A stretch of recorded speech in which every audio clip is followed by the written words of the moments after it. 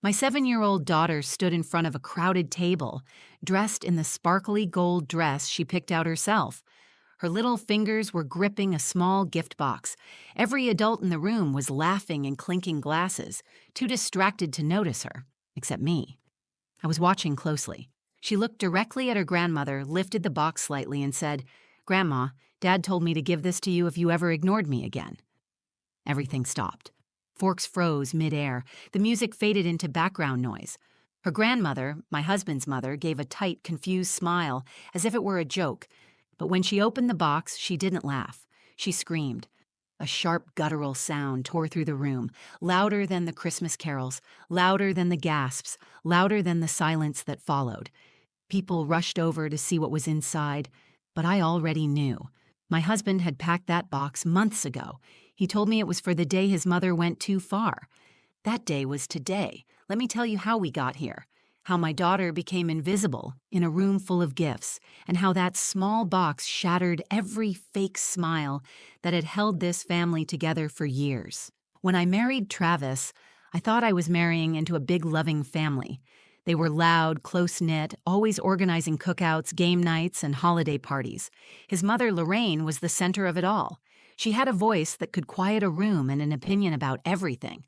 I thought that was just how strong women ran families. I respected her. I really wanted her to like me. At first, she acted like she did. She smiled during dinners, complimented my cooking, hugged me goodbye. But it didn't take long before I noticed the shift. She would forget to include me in family group texts. She would comment on how different I was from the women in their family, how I didn't grow up with the same values. It was always subtle, just enough to make me question whether it was in my head. Then Zaya came along. Zaya is my daughter from my first marriage. She was 2 when Travis came into our lives. He didn't hesitate. He stepped in with patience, love, and every bit of the care a father should give. When we got married, he adopted her legally. We never used the word step in our house. She was his daughter in every way that mattered, and he was her dad. But Lorraine never accepted that. At first, she pretended. She'd send Zaya a birthday card or bring her a little something on holidays, but the difference was always there. Zaya didn't get invited to cousin sleepovers. She wasn't included in matching Christmas pajamas. She would sit quietly during family events while the other grandkids were doted on. Lorraine would call Maddie her little princess, buy Jonah his favorite sports gear, and then hand Zaya a plastic toy or a book she clearly never looked at. Zaya noticed. Kids always do. I tried to explain it away. I told Zaya that Grandma was just forgetful, that she loved her in her own way. But every year, it got harder to justify. At Thanksgiving, Lorraine gave each grandchild a personalized plate with their name painted in gold. Zaya's seat was set with one of the extras from the back of the cabinet.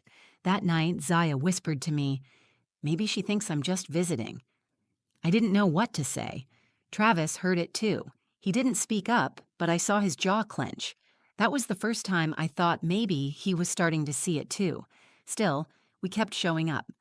I told myself it was for the bigger picture, for family unity, for tradition, for Zaya to grow up with cousins and holiday memories. I told myself love didn't need to be proven with gifts or matching pajamas. But deep down, I was lying to myself. I was staying quiet because I didn't want to be seen as the problem. I didn't want to make Travis choose between his mother and me. And every time I swallowed my hurt, I convinced myself I was doing the right thing for Zaya, that being the bigger person would teach her something important. But I didn't realize it was teaching her that being treated as less was something we had to accept. Travis and I argued about it more than once. I would bring it up in quiet, exhausted voices after Zaya had gone to bed. He would say he noticed, but didn't know how to handle it. He didn't want to hurt his mom. I asked him, "What about Zaya?"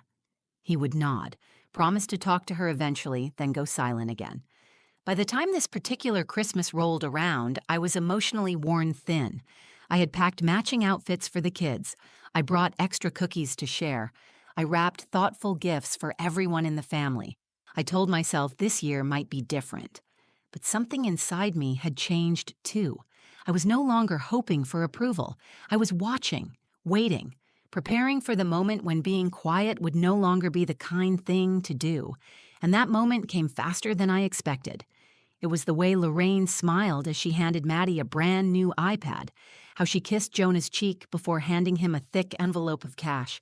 Then she turned to Zaya, handed her a lavender candle, and said, "Didn't want you to feel completely left out." That was when I looked at Travis. He didn't speak. He didn't blink. But something in his face shifted, and that's when I knew he hadn't forgotten what he told Zaya months ago. He hadn't forgotten the box. Neither had she. Lorraine's house was always perfect during the holidays. She had a huge artificial tree that reached the ceiling, trimmed with gold ornaments and twinkling lights. Every branch looked like it came out of a catalog. The fireplace was lit, the table was set with fine china, and there were so many wrapped gifts under the tree, you could barely see the base. It should have felt magical. But as soon as we walked in, I felt my stomach tighten. Zaya walked in ahead of me, her curls bouncing with each step, wearing the gold dress she picked out herself. She clutched a small wrapped gift in her hands, the one she had made for Lorraine in art class, a painted wooden trinket box with little glued-on rhinestones. She had written Grandma in crooked glitter letters across the lid. She was so proud of it. Lorraine barely looked at her when we said hello. She hugged Maddie and Jonah right away, laughing loudly and saying how big they were getting. She handed Maddie a velvet pouch and winked. "Don't open it yet," she said, smiling. Then she turned to Zaya and said, "Hi, sweetie, you look festive." She glanced down at the gift in Zaya's hand, took it without really looking, and set it on a side table like it was a napkin someone handed her by mistake. Zaya didn't say anything. She looked at me for a moment, then took a seat on the couch next to Maddie. The kids chatted and played while the adults made small talk.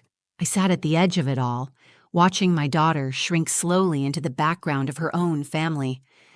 After dinner, it was time for gifts. Lorraine always made a production out of it. She sat in her armchair and handed them out one by one, calling each child up like they were royalty. Jonah was first. He opened an envelope stuffed with cash. Everyone clapped. Maddie went next. She opened a new iPad and a matching bracelet set made of real silver and crystals. She hugged Lorraine so hard the iPad nearly slipped from her hands. Then Lorraine called Zaya's name. There was a long pause before she held up a small gift bag and said, "This is for you, sweetheart. I didn't want you to feel completely left out." Zaya stood up quietly, walked over, and took the bag. Inside was a lavender-scented candle in a plain glass jar. There was a tag attached that read, "To Travis's girl." That was it. No envelope, no toy, no sparkle, just a candle and a tag that felt like a knife. I looked at Travis. He was staring at the floor, his fingers laced tightly together, jaw tight. He didn't say a word. Zaya sat down next to me, resting the candle in her lap. She didn't cry, she didn't frown, but I could see her pulling inward, slowly closing off, the kind of quiet that stays with a child long after the day ends. Lorraine moved on as if nothing had happened. She handed out more gifts. Everyone laughed, ate dessert, toasted with champagne, but I wasn't really hearing any of it. I couldn't take my eyes off Zaya. She stayed polite, thanked Lorraine with a soft, "Thank you," when asked, and pretended to be interested in the bracelet Maddie was showing off. Later in the kitchen, I confronted Travis. "You need to say something," I whispered. "She called your daughter Travis's girl, like she's a guest here." He didn't answer right away. Then he said, "I told Zaya to give her the box if this ever happened again." I told her she could decide when it was time. I stared at him. "You're serious?" He nodded. "She remembers." Back in the car on the way home, Zaya sat quietly in the back seat holding her candle. Her voice was small when she asked, "Is Grandma mad at me?" I turned around and reached for her hand, but Travis spoke first. "No, sweetheart," he said. "Grandma just forgot something important. But I think she's about to remember." Zaya looked down at the box in her lap, the one Travis had given her months ago, wrapped in simple red paper. She nodded once and said, "Then I want to give it to her tomorrow." That's when I knew. This wasn't just another ignored moment we were going to brush off. This wasn't going to be one more lesson in patience or polite silence. Something was shifting. My daughter wasn't going to stay invisible. Not anymore. When we got home that night, I helped Zaya out of the car while Travis grabbed the leftover cookies from the back seat. She clutched the candle in one hand and the small box in the other, both wrapped like fragile memories. I could tell she was holding in more than just the weight of her things. She was quiet, but her face held something calm and steady, like she'd already made up her mind. I asked if she wanted to take a bath or watch a movie before bed. She said no, she just wanted to get ready for tomorrow. I paused. What's tomorrow? She looked at me like I should know. Brunch at Grandma's. I'm giving her the box. That was the first time I felt my breath catch in my chest, not from fear, but from the simple certainty in her voice. There was no hesitation, no questions, just a decision made by a 7-year-old who had finally seen enough. Travis came into the room as I was brushing Zaya's hair. She looked up at him and asked, "Can I still give it to her?" He nodded. "It's your choice, Zaya. I told you that from the beginning." She smiled, but it wasn't the usual bubbly grin she gave when we promised her ice cream or told her we were going to the zoo. It was smaller, more focused, like she understood the weight of what she was carrying, like she knew what it meant to be heard. After she went to bed, I finally asked Travis what exactly he had written in that box. He sat down across from me at the kitchen table and looked exhausted, like he had been holding in a storm for too long. "A few months ago, I was watching her play with Maddie during Jonah's birthday party," he said. "They were all in the backyard. Lorraine called the kids in for cake. Maddie and Jonah got slices with extra frosting and sprinkles.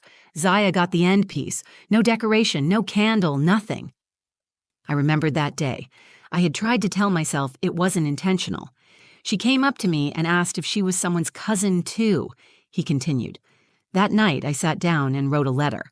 I printed the adoption papers again. I packed the box. I told Zaya she could give it to my mom if she ever made her feel like she didn't belong again." My throat tightened. "And you never told me?" "I didn't want to make it a fight," he said.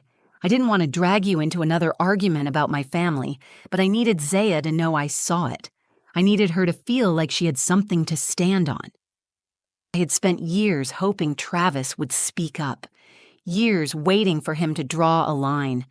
And here he was, having quietly drawn it, not with shouting or confrontation, but by handing his daughter the power to say enough. The next morning, Zaya got ready like it was picture day at school. She asked if she could wear her sparkly gold dress again. She wanted to redo her curls. She chose the same glittery headband she wore the day Travis signed the adoption papers. She didn't say it was for luck. She didn't need to. I knew. In the car, she held the red box on her lap with both hands. No fidgeting, no second thoughts. When we arrived at Lorraine's house, everything looked the same. The same wreath on the door, the same smell of cinnamon and ham, the same polite greetings and hollow compliments. But something felt different this time. Not in the room, just in us. We were no longer visitors trying to fit in. We were a family walking in with our truth. Zaya sat quietly during brunch. She didn't touch her plate much. Lorraine complimented Maddie's dress 3 times. She didn't mention Zaya's once. When everyone had finished eating and started passing around desserts, Zaya stood up. No one noticed at first. Then she walked to the head of the table, right where Lorraine sat with her wine glass, and placed the box in front of her. "Grandma," she said clearly, "Dad told me to give this to you if you ever ignored me again." The room went still. Lorraine gave a small, confused laugh. "What's this, sweetheart?" Zaya didn't answer. She stepped back and sat down. Travis reached for my hand under the table and held it tight. The box was still closed, but not for long. Lorraine picked up the box like it was a prank. She turned it over in her hands, raised an eyebrow, and gave a half laugh that didn't match the silence spreading across the table. Everyone was watching now. Travis's sister looked confused. Maddie stared. Jonah kept eating a cookie, not understanding what was happening. Lorraine peeled the red wrapping paper slowly, like she was performing for the room, but her smile faded the moment she opened the lid. On top sat a photo in a white frame. It was of Travis in a hospital chair, holding Zaya the day she turned 2. She had cake on her cheeks and her arms wrapped around his neck. Someone had taken it during her adoption celebration. The caption written in gold at the bottom read, "Day 1, Dad." Beneath the photo was a sealed envelope. Lorraine's face shifted. Her mouth pulled tight as she reached inside and opened the envelope with trembling hands. She pulled out the first document. It was a copy of Zaya's adoption papers, legal, signed by a judge, with Travis's name clearly printed under father. The court seal was stamped at the bottom. She blinked hard, like maybe if she looked again, it would say something different. But it didn't. Next, she opened a folded letter. It was written in Travis's handwriting. He didn't flinch as she started to read, but I felt his grip tighten around my fingers under the table. Lorraine's lips moved as she read silently, her face falling with every word. It said, "Mom, if you're reading this, it means you have hurt my daughter again. Not just mine by love, but mine by law, by promise, and by choice. I have spent years watching you treat Zaya like an outsider. I hoped it would change. I hoped you would open your heart the way I did. But if she ever had to hand you this box, it means she saw what I saw, that you don't consider her real. Zaya is my child. She is your granddaughter. And if you cannot love her equally, then you don't love me. I will not allow her to grow up thinking she has to earn a place in this family. She already belongs. She always has. If you cannot accept that, you will no longer be welcome in our home or in our lives. Travis." When she finished reading, Lorraine dropped the letter onto the table like it burned her fingers. Her face was pale. She looked around, searching for someone to save her. No one spoke. Then, like something inside her cracked, she screamed. Not a sob, not a gasp. A scream, sharp and raw, like a curtain had been ripped away from everything she had pretended to be. She stood up so fast her chair scraped against the hardwood. Maddie flinched. Jonah froze. Her sister reached out to steady the table, but Lorraine had already backed away, muttering, "I can't believe you'd embarrass me like this." Travis finally stood. "We didn't embarrass you," he said. "You did that all by yourself." Lorraine pointed at me. "This is her doing. This girl turned you against your own mother." I stood too. I didn't raise my voice. I didn't need to. "No," I said. "Zaya gave you a gift. She gave you the chance to see her. You chose not to." For a moment, all you could hear was the sound of the fireplace crackling. Zaya sat quietly, watching, not scared, not confused, just watching the truth unfold. Travis turned to her and held out his hand. "Ready to go?" She nodded and stood up. I grabbed our coats and helped her into hers. No one stopped us. No one said goodbye. We walked out together, me, my husband, and our daughter, leaving behind the house filled with decorations, perfect centerpieces, and empty approval. In the car, Zaya buckled her seatbelt and looked straight ahead. She didn't say anything right away. Then softly she asked, "Do you think she read the whole letter?" Travis looked at her in the rearview mirror and said, "Every single word." Zaya smiled. Not big, not dramatic, just enough to tell me that something inside her had settled. Not because Lorraine had changed, but because she didn't need her to anymore. We didn't go back to Lorraine's house after that day. No more birthday parties, no more forced holidays, no more pretending. There were no angry follow-up texts or emotional phone calls, just silence. She didn't reach out, and we didn't chase her. For once, there was peace. At first, I thought Zaya might ask about her. I expected questions, maybe some sadness. But what I saw instead was a quiet freedom. She stopped watching the door during family events. She stopped asking why she didn't get the same presents or why her name was left off the group crafts. She stopped measuring her worth by someone else's treatment. Something had shifted. One afternoon, a week after Christmas, a small padded envelope arrived in the mail. It was addressed to Zaya. Inside was a bracelet, silver, with a tiny heart charm, and a handwritten note from Maddie. It said, "I'm sorry Grandma was mean. You're my cousin forever. I picked this with my allowance." Zaya read the note twice, then slid the bracelet on her wrist. She didn't ask if she could wear it every day. She just did. That single act meant more to her than a dozen expensive gifts ever could. It reminded me that children don't need perfection. They just need to feel chosen. They need to know someone sees them, hears them, and believes they matter. As for Travis, something changed in him too. For years, he had carried the guilt of standing between his mother and his daughter. He had tried to bridge two worlds that would never truly meet. But after that brunch, I saw something different in his eyes. Not just resolve, but relief. He had made his choice. He chose Zaya without apology, without conditions, and without regret. One night, I found him sitting on the edge of her bed while she slept, just watching her breathe. He looked up at me and said, "I should have done it sooner." "You did it exactly when she needed you to," I told him. We started making new traditions, smaller ones, slower, more intentional. Zaya helped us decorate cookies for neighbors. We built pillow forts and watched movies in pajamas. We didn't try to replace what was lost. We just focused on building what was real. People talk about cutting off toxic family like it's easy, like it's a clean line you draw and move on. It's not. It hurts, even when it's necessary, even when you're right. But what hurts more is watching your child shrink to make room for someone else's comfort. I won't do that again. I won't ask my daughter to keep accepting less just because someone else refuses to give more. That day at Lorraine's table wasn't about drama or revenge. It wasn't about making a scene. It was about Zaya taking her space in a room where she had always been treated like a guest. It was about her saying, "I belong here," even when someone tried to make her feel like she didn't. And it was about us, her parents, finally standing behind her with more than just words. Zaya never talks about the box anymore. She doesn't need to, but I kept it. It's in a drawer in my bedroom right next to her first baby shoes and the hospital bracelet from the day she was born. I keep it not because I want to remember the pain, but because I want to remember the strength it took to face it. The strength in her voice, the quiet power in her choice. She's only 7, but she taught me something I'll carry forever.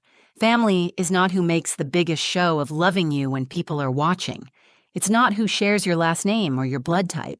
Family is who shows up when it matters, who protects you when it's hard, who makes you feel safe when the rest of the world makes you feel small. Zaya has that now, not because someone gave it to her, but because she claimed it for herself. And in doing that, she gave it to us too. If this story moved you, if it reminded you of someone you're fighting for, or someone you finally stood up to, then take a second to like this video. Share it with someone who needs to hear they're not alone. Leave a comment below. I read every single one, and your stories matter here. And if you want more true stories about real moments that change everything, subscribe to the channel and turn on notifications. There's more to come. Because sometimes the smallest voices carry the loudest truth, and we're here to listen.